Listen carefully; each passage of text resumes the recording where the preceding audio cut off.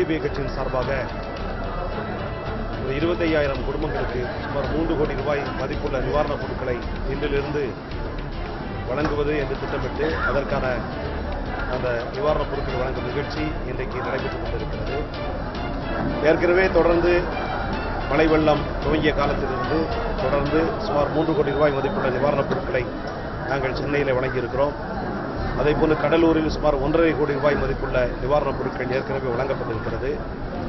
மழை வெள்ளம் துவங்கிய 1ஆம் தேதியே மீட்பு பணியில் ஆயிரக்கணக்கான SDPI கட்சியினுடைய தொண்டர்கள் படகுகள் மூலம் ஆங்காங்கே மீட்பு பணியில் ஈடுபட்டோம். ஆயிரக்கணக்கான மக்களை மீட்பு பணியின் மூலம் SDPI கட்சியினுடைய தொண்டர்கள் பாதுகாத்திருக்கிறார்கள்.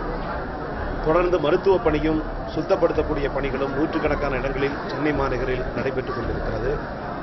அந்த வகையில் SDPI கட்சியினுடைய இந்த நிவாரணம் வழங்கக்கூடிய இந்த நிகழ்ச்சி இன்றைய தினம் தொடர்ந்து நடைபெற்றுக் கொண்டிருக்கிறது. இங்கே நான் தமிழக அரசுக்கு வலியுறுத்தி சொல்ல விரும்புவது, மறுசீரமைப்பு பணிகளை விரைந்து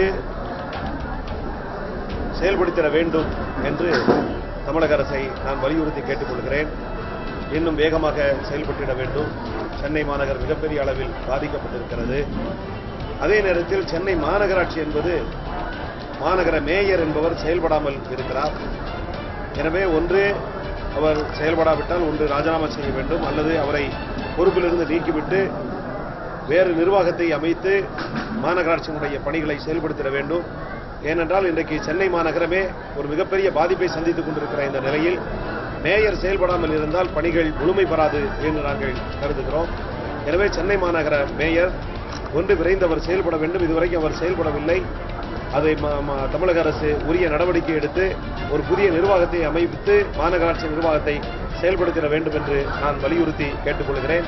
மத்திய அரசு இதுவரை வழங்கியிருக்கிற நிவாரணத் தொகை என்பது போதாது. பல்லாயிரம் கோடி ரூபாய் தமிழகத்திற்கு மிகப்பெரிய இழப்பு ஏற்பட்டிருக்கிறது. எனவே சுமார் 20,000 கோடி ரூபாய் மத்திய அரசு நிவாரணத்தை தமிழகத்திற்கு வழங்க வேண்டும் என்று நான் வலியுறுத்தி கேட்டுக்கொள்கிறேன். அதே போன்று செம்பரம்பாக்கம் ஏரியினுடைய நீர் திறப்பு சம்பந்தமான பல்வேறு சந்தேகங்கள் இன்றைக்கு எழுப்பப்பட்டிருக்கிறது. எனவே இந்த சந்தேகங்களை எல்லாம் போக்க வேண்டிய பொறுப்பு தமிழக அரசுக்கு இருக்கிறது. இந்த சந்தேகங்களை எழுப்பியிருக்கக்கூடியவர்கள் தமிழகத்தினுடைய மிக முக்கியமான மூத்த அரசியல்வாதிகள் என்பதை தமிழக அரசு கவனத்தில் கொண்டு இந்த சந்தேகங்களை போக்கக்கூடிய விதத்தில், மக்களுக்கும் ஏற்பட்டிருக்கிற இந்த சந்தேகங்களை எல்லாம் தீர்க்கக்கூடிய விதத்தில் ஒரு விசாரணை கமிஷன் ஒன்றை அமைத்திட வேண்டும் என்று நான் தமிழக அரசை வலியுறுத்தி கேட்டுக்கொள்கிறேன்.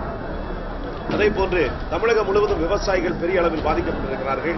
தென் மாவட்டங்களில் தொடர்ந்து இப்போது மழை பெய்து கொண்டிருக்கிறது. கடலூரில் மொத்த விவசாயிகளும் மிகப்பெரிய ஒரு பெரும் நஷ்டத்தை சந்தித்துக் கொண்டிருக்கிறார்கள். எனவே மத்திய மாநில அரசுகளுக்கு நாங்கள் முன்வைக்கிற கோரிக்கை என்பது விவசாயிகளுக்கான அனைத்து கடன்களையும் தள்ளுபடி செய்திட வேண்டும் என்று நான் வலியுறுத்தி கேட்டுக்கொள்கிறேன். தொழில் நிறுவனங்கள் மிகப்பெரிய பாதிப்பை தொழிற்பேட்டைகளில் சந்தித்திருக்கிறார்கள். தொழிற்பேட்டைகள் எல்லாம் தண்ணீர் பூந்திருக்கிறது. அம்பத்தூர் தொழிற்பேட்டைகள் எல்லாம் அங்கே இருக்கிற வியாபாரிகள் பெரிய அளவில் பாதிக்கப்பட்டிருக்கிறார்கள். எனவே ஒரு வருட காலத்திற்கு அவர்களுக்கான வரியை மத்திய மாநில அரசுகள் தள்ளுபடி செய்திட வேண்டும் என்று நான் கேட்டுக்கொள்வதோடு, வட்டி இல்லாமல் அவர்களுக்கு கடன் வழங்குவதற்கான ஏற்பாடுகளை மத்திய அரசு செய்திட வேண்டும் என்றும் நான் வலியுறுத்தி கேட்டுக்கொள்கிறேன்.